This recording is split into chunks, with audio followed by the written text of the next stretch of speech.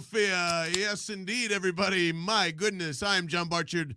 That is Vince Quinn. Of course, this is the Bell and the Birdmen podcast, and State of an Emergency podcast is Howie Roseman and Nick Sirianni speaking today. My goodness. So, hello to everybody watching wherever you are. And if you're on Twitter, we can kind of see it below. There's going to be a little delay there. Welcome to the podcast if you're listening. Vince Quinn, how are you feeling, sir? I'm doing great. Clearly, Howie has decided to say that Russell is coming in. He clearly said that at the press conference. So I'm just buying the jersey now. I'm just getting ready to buy it. Here's my take.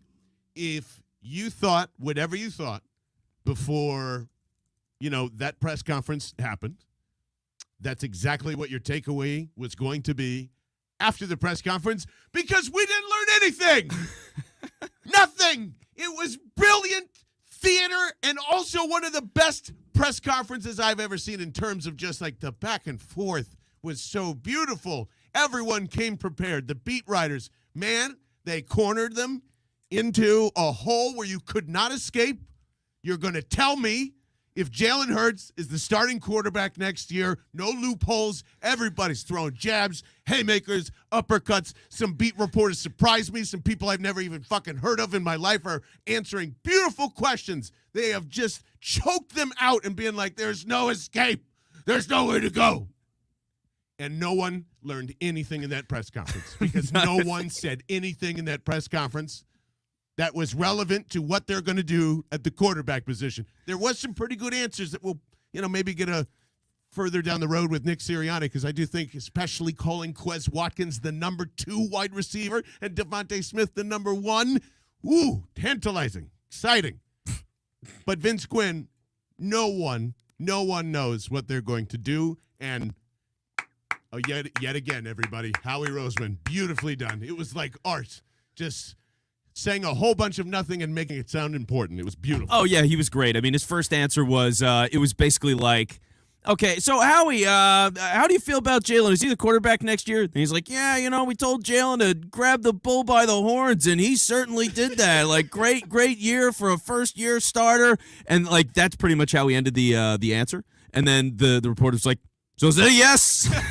Yeah, Rube so said yes. Yes, Rube, it was. It's great. And already in here, of course, he's going to say Jalen is the starter and Watkins is the 2. What other things would he say? Exactly. That's the point of this, is to make it. He's saying to the rest of the league, you better drop that motherfucking price or this is my guy. And that's what he's doing. That is it. That's it. That should be your only takeaway from this. Yeah, the idea of trading Jalen Hurts is absolutely on the table. Yeah. Okay, it's on the table. So we have to acknowledge that and go about our Russell conversations accordingly. I'm just saying, there's still time to get on my side. There's still time. Vince is going to go check his mic, I think, because it sounds like he's screaming hot coming in. But there is still time. There is still time. But man, oh man, like, do we have literally to no idea what they're going to do? Zach Berman pointed this out, I think, beautifully, where he's illustrating in a tweet that, yes, I fully believe that Howie Roseman and Nick Sirianni, and I believe them when they say that Jalen Hurts is going to be the starter in 2022.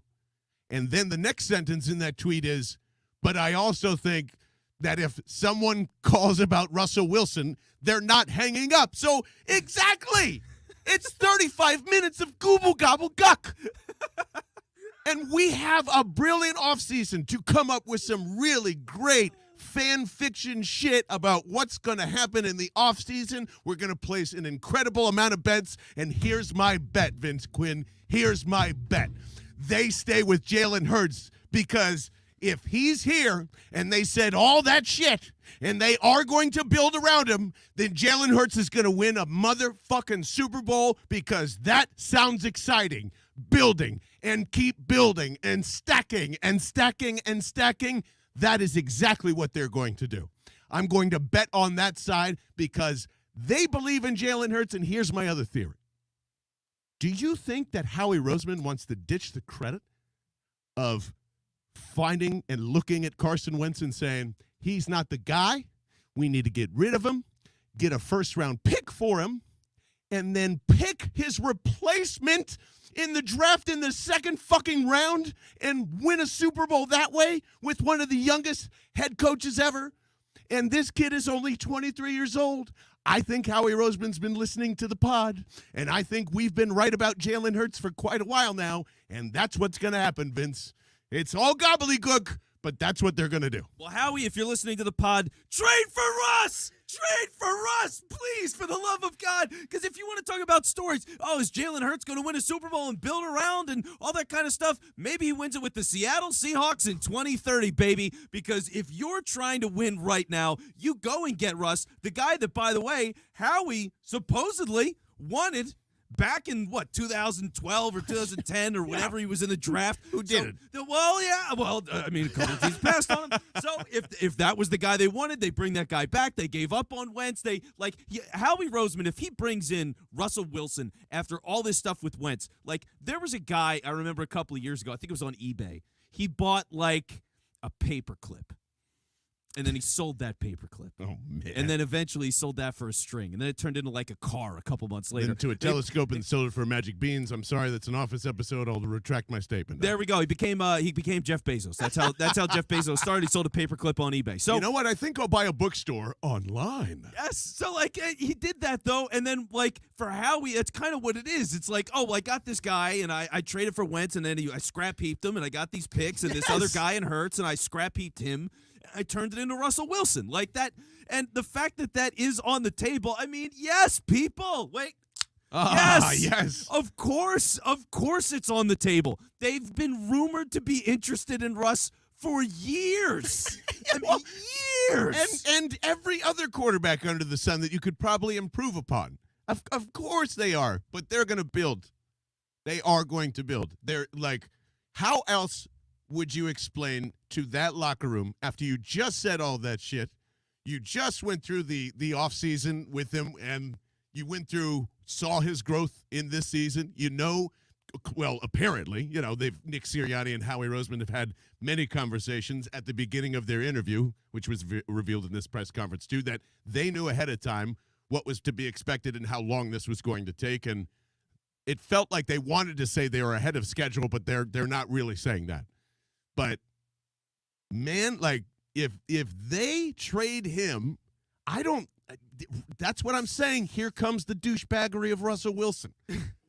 And he better fucking win immediately. Otherwise, that locker room is going to get weird again. Because, yes, he's not as talented as Russell Wilson. I know that. And Joe Burrow. Yes, I know that. Thank you for reminding us all. He was drafted in the second round, 23. We knew he couldn't throw the ball that well. So, I would be shocked at this point if they did it. I would be completely shocked if they traded Jalen Hurts because it might fuck up that locker room pretty good. Well, they want to do it. I mean, ultimately, I think if you had to sit Howie down and go, really, what do you want to do right now? He'd trade for Russ. Now, here's the thing. In any other year, if Russ isn't available, they're going to stick with Jalen Hurts. It is a smart thing to do financially, right? Resetting, keeping Hurts on this low ball contract that you've got. You ride out the full deal. If you don't like him, you ship him out. You draft somebody else. You make him compete, whatever it is. You don't pay him anything, and you continue to build the whole roster around him. That is sound football. I saw a chart the other day. I forget who put this out, but it was the salaries of all of the quarterbacks that have won the Super Bowl in the last 20 years. Yeah. And for the most part, it's guys that are making $5 million, including Aaron Rodgers, who was still on his rookie deal, Patrick Mahomes, still on a rookie deal. The only exceptions to the rule were Peyton Manning, Eli Manning, and Tom Brady. Yeah. That's it. Everybody else was on a rookie deal. Everybody else didn't cost a damn thing. So you go, oh, okay, that's generally how you win a Super Bowl. So, yes. I guess the question is, do you believe with Jalen Hurts for the next 2 years can be good enough that you can win the Super Bowl in the next 2 years? They're going to be in a Super Bowl next year. With Russ. With Jalen Hurts. They're going to be in a Super Bowl with Jalen Hurts next year. That's what he was just telling us. Yeah, I don't believe that. I mean, because as much as you could want to believe, hey, we're going to build a team and try to make it so you can, I mean, this is the window. With Jalen Hurts, there's a 2-year window right now. That's it. There's not a 2-year window. There's not a 2-year window. 2-year window. Oh, yeah. I mean, what are you going to pay him? You have all this, hopefully, young player talent coming in to counteract that because you have to do that, and there's no way you're paying Jalen Hurts top-of-the-line money because you're going to prove to him that you need him. Jalen needs that coaching staff and whatever their support system is way more than trying to go find a starting job somewhere else. So you will get a better price on a starting quarterback. You're going to get this version of Jimmy Garoppolo type of money. So at the time, I don't know, what was it? Oh, I guess that's kind of a bad example because it was like $27 million or whatever it was. Yeah. But I mean, you got to pay Hurts. But it's going to look like that for a long time for him. So, like a $30 million contract, exactly what you paid Carson Wentz to go and replace him, is way cheaper than what you're going to pay, as opposed to Dak, who's at $40 million. And by the way, not looking too good for them because that window's starting to close there too. But that's further down the road anyway. I'm just saying you could find ways to make sure you're paying Jalen Hurts a lot cheaper. Yeah, we'll see. And you're going to, because he's going to take a while to develop. I wouldn't pay him more than $20 million, and I think that's a reach. I mean, really, I don't think he's worth a whole lot. Because this is what's ridiculous about this week, too. And you can lay into me however you want to. But, man, Kyler Murray, Mac Jones especially. Jesus Christ. Everybody was kissing his ass. And he got his ass kicked. And now, what? No one's calling him a backup quarterback. Like, the same thing happened to Jalen Hurts. Can we just address that for 2 seconds? Okay. Like, what happened during that playoff game, Todd Bowles stepped on their neck and said, fuck you. And Tom Brady, who's an insane person, is not going to allow that Eagles team, especially that Eagles team, to do anything. You know, Ross Tucker said this, I think, on one of the pre or post game shows, that like they just don't let any air out. They're going to find your weakness and kill you, and they're not ready for that. They can't counteract their weaknesses, especially against that coaching staff and everybody else. Everyone that lost over the weekend was inexperienced and outgunned. Plain and simple. Mac Jones had nothing to throw to, and we've complained about that still. We watched Jalen Reagor for 2 years. Like, it's the same old stuff. Jalen Hurts needs help and time. That's it. That is it. That's all we're sitting in front of us, and we are not even if you're questioning Jalen Hurts, then you need to question Nick Sirianni the same way. It's step by step, and we're not doing that. And boy, oh boy, by the way, it's kind of odd that our defensive coordinators had 3 head coaching interviews. And everybody still wants to throw him out. Everyone's basically performed the same, and no one wants to say that. Well, I'm good to get rid of both of them. So there you go. I mean, give me a different head coach. Give me Russ, and give me Vic Fangio. I've not believed in Nick Sirianni all that much. I just haven't. So you've been consistent. I am consistent with all of this, right? That is my one thing that I demand is consistency, and I've been consistent. It's been Russ all the way. I doubt Jalen Hurts. I would trade him in a heartbeat. I think this is the peak of his value, and you get rid of him now if you can get a legitimate franchise guy. You have to do it. There you go. And there's from Joe. Jalen Hurts, great kid, but he's not going to a Super Bowl without buying tickets. Like, how good of a team? Because look at the Baltimore Ravens, right? We compare the Eagles and the Ravens a lot, and I know Lamar is a much better athlete than Hurts, but that's my point. Lamar is much better than Hurts. That team has not gone anywhere. They've won a playoff game once. They've been upset in the playoffs. He's won an MVP. So, like, if that's the ceiling, which he's not going to reach that either. He's not Lamar Jackson. Well, he's not close. Exactly. He's a completely different player. You're playing a similar style offense. I mean, you're running the ball a ton. You need his legs to make the offense go. His legs are a vital part of this team. You always run the ball a ton in the beginning of someone's career. You always do that. You know, unless they have the God gift of arm talent, which Carson Wentz had and shocked us at the beginning in 2016. Yes, but like everyone just discounts legs like they're full of shit and they don't matter. No. Running touchdowns don't matter. Producing touchdowns don't matter because no one's looking at those totals. That is what's special right now. You've even said that. And everyone knows that this kid needs time to get to arm placement and mechanics, and all of it's fucked and fixable, by the way. So is anticipation throws and knowing where you're fucking going. Jared Goff, for the fucking first 2 years of his career, looked like dog shit. And by the way, everyone that's spouting Josh Allen as some God-gifted Greek god, which he is, by the way. I have to admit that now. Yeah. But at the time, same issue. Couldn't hit anybody. Couldn't read a defense. Couldn't do this, couldn't do that. You love Patrick Mahomes so much right now and you want to go find the next one? No one fucking wanted him. You want to know why? Because they didn't bet on him. And guess what? Everyone else fucked up. You know who knows quarterbacks and knew that ahead of time? Andy Reid. That's it. Everybody acts like it was so goddamn easy. That's not going to happen this year. There is no quarterback like that. Why the fuck would you want to go and ruin a perfectly good window with a cheap quarterback where you can keep drafting more in this draft, by the way? Because there's a ton in the second and third round. Go find competition. Yes, but do it smartly. Yeah, get Russ. Get one of the best quarterbacks in the league who's been doing it for a decade and has won a Super Bowl and wins playoff games routinely. The guy's in the playoffs every year, except this year. But the team sucked, okay? The team totally bottomed out, and that's why he's leaving. When you go and you make that investment in a guy like that, it's a different window, but Russell Wilson could be the quarterback of this team for at least 5 years.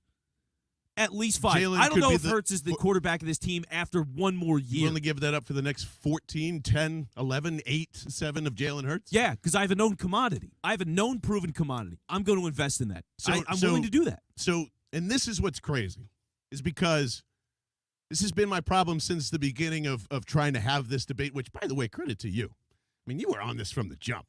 By the way, Vince. Russ is my guy. We've been talking about this basically since the beginning of the season. I talked about trading Wentz for Russ 2 years ago, and people wanted to crucify me. Yeah, for that it. we should have done that. Wentz and a 1 for Russ was the plan. Oh my 2 years God, ago. that would have been beautiful. Yeah, you're welcome. Would have been on board for that. Yeah.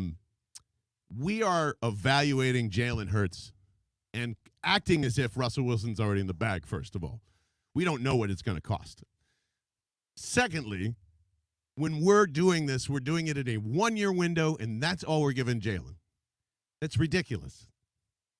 He's why? If you expected him to be a Hall of Famer and that's your benchmark, he was going to fail. He was always going to fail. This is all a ruse then. So, he either comes out and has this magical unicorn electrocute his arm and says, yay, I did it. I'm a Hall of Famer now. And that's all you're willing to do. And that's all the scope of this season is. But if you actually look at what he's doing and what I think they're doing as a coaching staff, which is weird. It is very Jared Goffy, by the way. It looks like they're telling him, just throw here. Don't worry about anything else. We'll get into that in a future episode. But, I mean, chill. He had a good season. For him, he had a very good season. Well, for him, but that's the thing. It's what is he? For him, it's what is my value. The next starting quarterback of the Philadelphia Eagles that will lead this team to a Super Bowl. Full stop. Yeah, I think he gets benched by the end of next year. I mean, I would. It's happening. What did this game do to our brains? No, it's not that game. It's the whole season. No. It's his draft status. It's who he's been his whole career. He's a guy that people haven't always believed in. Alabama gave up on him. They went with Tua. He leaves. Yeah, Tua's doing real great down in Miami, by the way. Well, he had a better season statistically than Hurts as a passer. Because Brian Flores is a better coach than Nick Sirianni. Well, then let's bring him in. And I'll get rid of that. Right, so I'll do that. I'm open to it. Yeah, so that works for me too. Yeah. But thinking about what Hurts is going to be and where he can go, I mean, one, and as we've talked about, the floor for passers in the NFL has gotten a lot higher. He's still got to reach that. The number of games where I watched Jalen Hurts and I went, he really impressed me as a passer today, I really can't say. I mean, he had halves here and there. He had a throw here or there, but ultimately, deep ball's not as good as you want it to be. He doesn't throw to the middle of the field. How much can I believe in that? And this is something that we've spitballed a little bit. I would draft another, if they're not getting Russ this year, I would draft another quarterback and make him compete for the job still. That's the one thing that we can agree on. You got to do it. Because you have Desmond Ridder in Cincinnati, who is basically Jalen Hurts. Literally, Jalen Hurts, just skinnier and a little faster, livelier arm, can throw in the middle of the field pretty accurately. Deep ball's a little weird.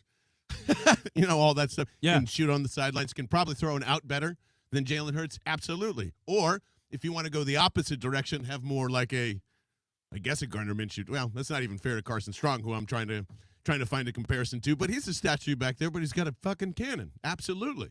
You want to do something like that? Yes. That's what you should do. pick another quarterback in the second round. And I said this 2 years ago when they drafted Jalen Hurts in the first place. Guess what? Jalen's already been fucking through this. You can even bench him again. And I would like them to. If he can't hang, yes. Now there's competition behind him. Restart the clock.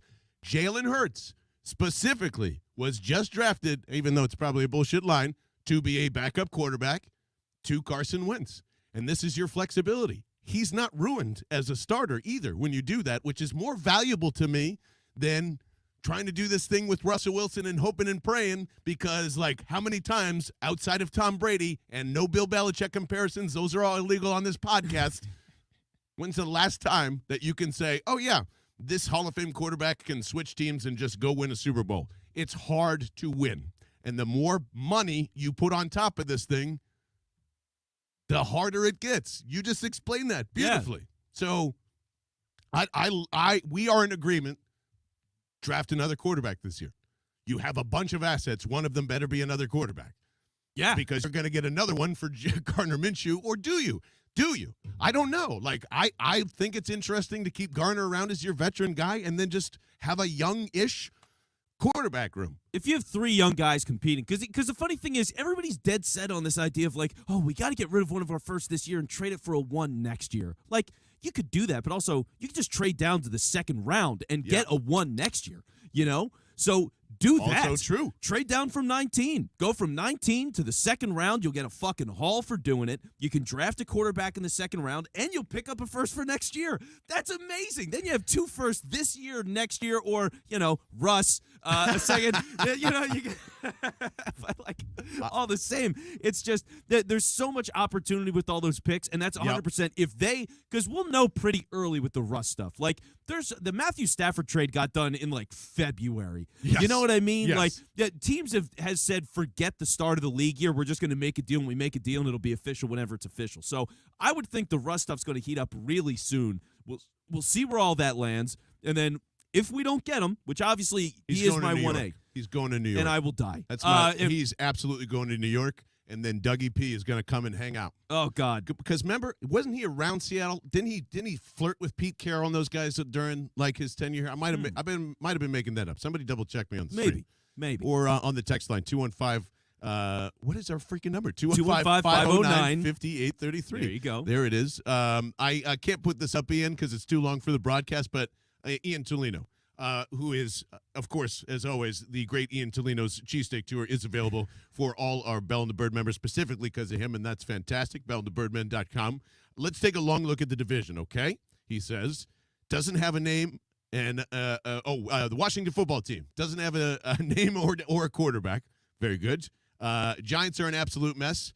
Can be getting better. I mean, that's one thing I would be concerned about. I'd also be concerned about Dougie P going down to the Cowboys, too, by the way.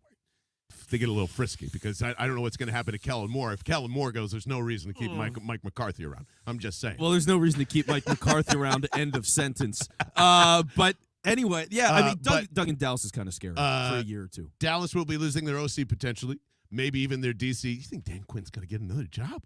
I mean, it's weird that there's so many things that are open right now. It seems fast, but I think the window is closed for Dallas. Zeke is cooked. Coach is an idiot. Absolutely. We have a young, cheap, developing quarterback who's a stud and a leader. 3 firsts in the top 20. A wide receiver 1. Absolutely. Do ever not put a 2 next to Devontae Smith's name. More on that in a minute. Oh, great. Not for me, but more on that in a minute. And we're on the come up. And they signed homegrown talent, and Jalen will have his first year where he's not changing. And that is very true, too. Jalen is the guy. It's the first time it went from I'm not trying to Ben Simmons the thing, okay? He's not a rookie, but, like, he is a rookie.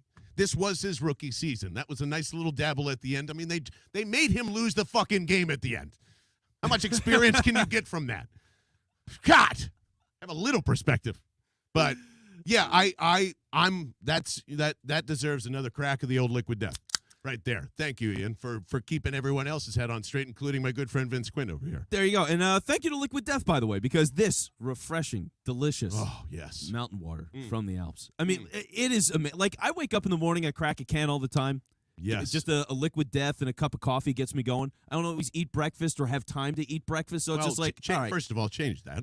That coffee is eating your freaking stomach lining. Thank you very much. Oh. Eat some of those potatoes that you love. Just looking out for you while you also are being healthy with your Liquid Death. Okay, well, yeah, I do need healthier habits. I got some weight, and my pants are a little tight, and like it's kind of pissing me Jay, off. you're joining the club, buddy. Yeah, so maybe I'll be on the Liquid Death diet. We're just gonna it's gonna be a Liquid Death cleanse. Yes. But yeah, having a Liquid Death in the morning is amazing. Having a can that's recyclable is like really great. And if there's times where I don't have a place to recycle it, I do hold on to it and then take it to recycling. Like it's almost 100%. It's like 97% or something like that is the recyclability of this can. It's really high. Yeah, it so is. when you see something like that, it's like, no, I actually want to recycle this. A lot of the stuff doesn't really get recycled. So I love that about Liquid Death as well. Absolutely. And if you want to get a case, liquiddeath.com/Bell. LiquidDeath.com/Bell gets you free shipping and 12 of these bad boys. And just like our good friend Ian said, yes, the flavors are coming. I can't wait. Flavored, sparkling Liquid Death.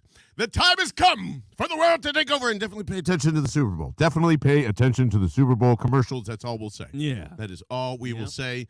Man, Doug in Washington. I don't think that'll happen, Ian. Oh, I think Doug was born in Washington. That's what he was saying. My bad. Okay, yeah, because they're going to stick with Ron Rivera for now. But can I get to this real quick? 'Cause Please. It's something that's bubbling up, and we can get into this more a little bit later Okay. on a different day. All right. But I have seen a couple of people mention in the past few days Devontae Smith being a 2. Uh-huh. I don't agree with it. Okay, good. We're not going to fight. I don't agree with it. We're not going to fight, guys. But the fact that there is there's a movement out there. There's a small collection of people that do seem to think that Smith is a 2. Should we call them Devontae Doubters? Yeah? Is that 2 on the nose? Fix that, everybody. Yeah, Come up with something better than we'll that. figure it out. We'll call them dumb. How dare you? How dare you, Devontae Dummies? The guy's amazing. But I want to get into that, and actually, we know somebody that is in on that argument. So maybe we'll get him on the show to talk about that. What are sooner their rather than initials? later. MM. Oh, my God. Yep. So of course. Well, he better be wearing his hair nice and pretty that day, because we're going to have a talk about that. Man, oh, man. All this solidifies to me is that this offseason is going to be a massive civil war on Eagles Twitter and all social media platforms, which you can find us at Bell and the Bird, and feel a little bit safe that all takes are safe here. We might yell and we might argue, but all takes are safe here. Absolutely. I would also like to give a little hat tip to the entire beat reporting pool today. Fantastic job. Yeah. I really do. As much as I'm probably going to say, like, everyone's going to act all important and like, oh, this is the little angle that I found. And just remember, it's all bullshit. We didn't learn anything. And at the end of the day, yes, they would still probably trade for Russell Wilson, give it the chance. I think that's what Howie was saying, basically. Come down on your price. Otherwise, we're good, and we got too many assets, and telling the world, you better up your price for the draft. That's all he does. That's all he's great at. And Yep. I'm still not believing that they're trading for Russell Wilson because I don't want to believe it. There you go. Well, there you go. It's that simple. But also, another note with all these press conference things. Howie's the least trusted GM in the league. Like, can we remember that for a moment?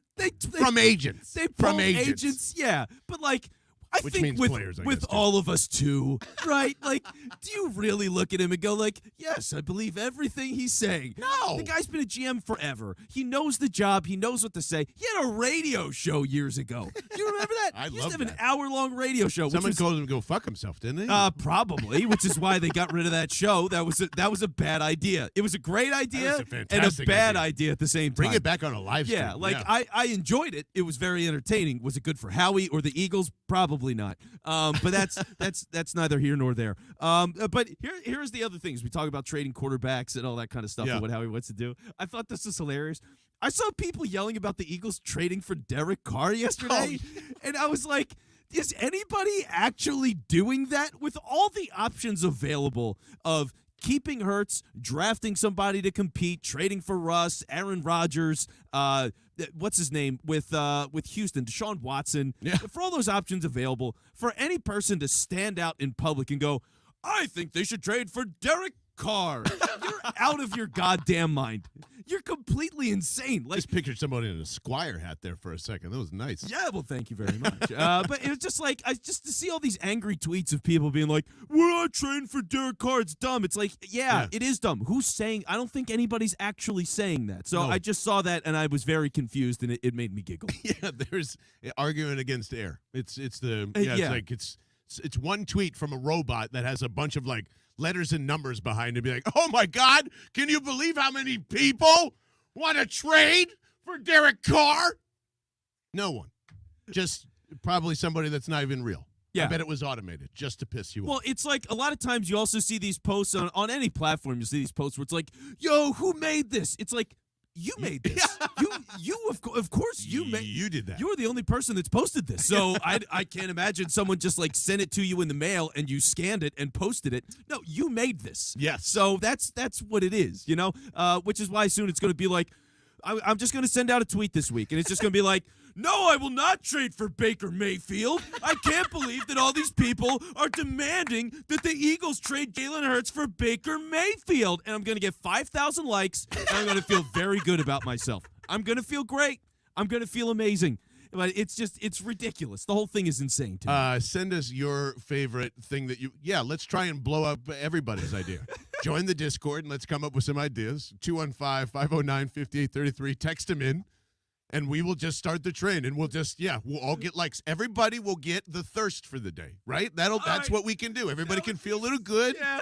We can release those endorphins. That would be so funny if we just had like a coordinated 18 people, whoever's in we'll figure out whoever we can get in the Discord, and we all the same day just suddenly start tweeting about trading for Baker Mayfield and why would anyone want to trade for Marcus Mariota? This is ridiculous. Now it's getting ridiculous. Yeah. I see we haven't even hit July. See, it'll be crafted beautifully. That would be awesome. we'll just straw man quarterbacks. That's the program. All off season. It's a literal straw man program. Now people are saying bring back Sam Bradford. Real fucking funny, guys. Real funny. How do you have jobs? Oh, that would be so good. Wait, who wants to put Jalen Hurts at running back? Here's what we're going to do. Okay. All right. We just have to keep it, because can I tell you a story? I just remembered this. Okay. So there was a certain person, and everyone's going to exactly know who I'm talking about who's in the know. But I, a long time ago, did have the feeling, because I hated draft Twitter so much. It emptied my soul. And how many, I really thought, I was like, ooh, this could be interesting to break down tape and, all this other stuff, and thought about going to the scouting academy and all that other different crap. Yeah. And then I realized how many people just are so full of shit. And I made some guy that was, I can't remember, Frank Vo something. I just made it sound like, oh, that sounds like an NFL reporter I've heard of. And put all these, the pro football PWA tags and all this other stuff, and just did all this and infiltrated the biggest parts of draft Twitter just to and I never told anybody about it, because I was going to show everybody how easy this is, and to fool everybody, and then I panicked. I was like, nah, I don't want to do that, so I just pretended he passed away. And then deleted the account. But killed him, man. You created and killed him, man. I basically war games it and said I was gonna go down to the Senior Bowl, and took all these Photoshop pictures to make it look like I was around, but missed all these guys. I was like, oh, I'm so sorry, I missed you. Oh, and I never unveiled it, and I wish I did. So what I want to do is that. Let's do that. Let's together make a fake reporter and just see how far we can get. Okay. I think that would be fun. I think that would be really fun. You know what's even better? We'll just make one, and you've got to try and identify who it is. I think that's the game. That'll be really funny. That is the game. Let's do that. I legitimately want to do that now. Let's. I'm not kidding. 100%. We're doing. Yeah. This. We're totally going to do this. You see what a little liquid death in your gullet, you just free your mind, and everything is great here. I as we're closing too, we didn't get to this, and it's just been such a great season, guys. We can't tell you how amazing it's going to feel going into the off season now, and we've got Howie Roseman drama to kind of go back and forth with, left and right. Can't thank you enough for all of your support. We're literally sitting in this studio because of you. it is very freeing to be out on your own and just being like, yes, we can just go and do what we want. And it's because of you guys that we get to do this stuff. And obviously we're not going anywhere for the off season because we've got so many things to kind of talk about and touch on. But wanted to thank you, and especially everybody that joined up as members and are on the text line in the Discord. It's just been amazing to kind of interact with you left and right here. So wanted to thank you especially. I know Vince does too. So yeah, you guys are amazing. I mean, honestly, everything about this ride has just been. It's been unbelievable for all the people on staff that have been with us and seeing them grow and all the cool things that they've been up to. All the fucking bumps in the road. Yeah. My God. No, this year has been crazy for us, guys. It's crazy, been completely insane and great and just so much fun and, like John said, freeing in a lot of ways, and it's just been the best. And so one of the things that we want to do actually to properly reflect on all of this, John. Yes. We're going to have our own press conference. That is right. We're going to hold ourselves accountable. Calling our own. Yes. We want to make ourselves available to you, the public, and we will answer your questions. We will sit at a podium. We will just respond to all of your things. We'll reflect on the season of Bell and the Birdmen, our Eagles takes, any questions you have for us in that regard. We are open to all of that. We are open books, as you know, at this point anyway. And we're going to do that, Thursday at 4? Twitter Spaces live, so everybody can kind of get Twitter Spaces, get involved in it. And obviously we'll be on here too, and we'll take your questions on YouTube and Twitch and Twitter and all that fun stuff. So yes, a full-on press conference with a town hall element. We want to kind of play roulette with you on Twitter Spaces and have a lot of fun, man. We're so grateful for that. And Vince Quinn, I'm so sorry. Can you go into that cool box that, by the way, you can pull something out of that cool box of the memorabilia stack and get that Rolling Stone magazine real quick. I wanted to tell this story too because the playoffs happened with the Eagles so much that we didn't have a really chance to share about Bob Saget and his passing and like have a small emotional connection to it because this I tweeted this out yesterday, but this is Rolling Stone magazine from what was that, December 29th, 2005, the second to last issue of the year. It was my first full year in LA, and I got a phone call from my roommate Andrew Baldwin, which, by the way, go IMDb him right this second because he is amazing. I've known him since 5th grade. He's always just wanted to shoot movies, and he is literally doing that. He is running a show on Apple TV right now. I forget what it's called. I'm so sorry, brother, but it is a very fascinating watch because I watched it from front to back. But I don't know about you, because I'm like Generation X. Top millennial. I'm in the weird, odd position of being not a part of either generation. I think there's a lot of us that are out there, but it was always TGIF for me, man. 100% every Friday. I made sure that Full House was there and Family Matters and Step by Step and we Step by Step. No, all the rest was there, but Danny Tanner, of course, legend. But more importantly, Sunday nights were always kind of pizza night around my house. And America's Funniest Home Videos, that was the first YouTube. Oh, and that was a great show. I mean, show. And you can imagine thinking about the kind of comedy that Bob Saget did. Yes. What the lines were that got cut from that. God. Could you imagine some of the lines that he wrote for all those different home movies where he just nope, can't say that on TV, can't say this on TV. I would have loved to have seen of the dirty God. Bob Saget to America's Funniest Home Videos. X-rated America's Funniest Home Videos. You could just say whatever the hell you want. Would be incredible. And my friend Andrew Baldwin called me and said, "Hey, man, so we're doing a photo shoot, and they just need somebody to kind of sit in a bunny suit. It's $150. Do you want to do it?" It's my first official showbiz gig. I'm like, yeah. I was like, hell yeah, absolutely. And he's like, oh, it's going to be with Bob Saget. I was like, are you fucking shitting me? I was like, I'm going to be, no way. And he goes, oh, yeah, it's going to be for Rolling Stone and all that other stuff. So this is me and Bob Saget on the live stream. I know, and go if you're listening on the podcast, it's up on Twitter. But that's me in the bunny suit.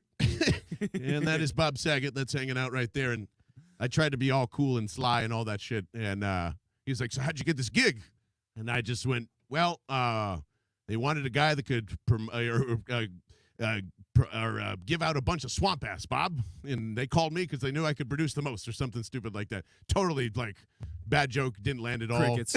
Yeah. Crickets. Like, all right, cool, man. But after that, just, gave me some advice and said like, hey, I just didn't show up and be Danny Tanner and all this other stuff. And it was awesome. It was one of the first things that kind of pushed me a little forward to keep going. And there was a lot of those experiences out there. It's like Forrest Gump type stuff. It's so weird. Oh, you are Forrest Gump. Times in L.A. I've said this many times. You are Forrest Gump. I am fully convinced that you're Forrest Gump. It was a great and an odd time, and so God damn, it just to hear him go sucks. He was one of the first kind of people you look up to, and emotional connection to them. So just wanted to say sorry to his family, and the Dirty Bob Saget was absolutely the best. Like the switch of that when you see him in the comedy clubs and you're just so taken back by that. Best time ever. One of the best, comics of all time too. So just wanted to say that. Wanted to say thank you for listening, Vince Quinn, to the new year of arguing, because the new year, the real season is the off season, Yes. baby. Let's go. Let's go win a Super Bowl. Thanks With to Liquid Russ. Death. Thanks to everybody. We'll see you later. Bye-bye.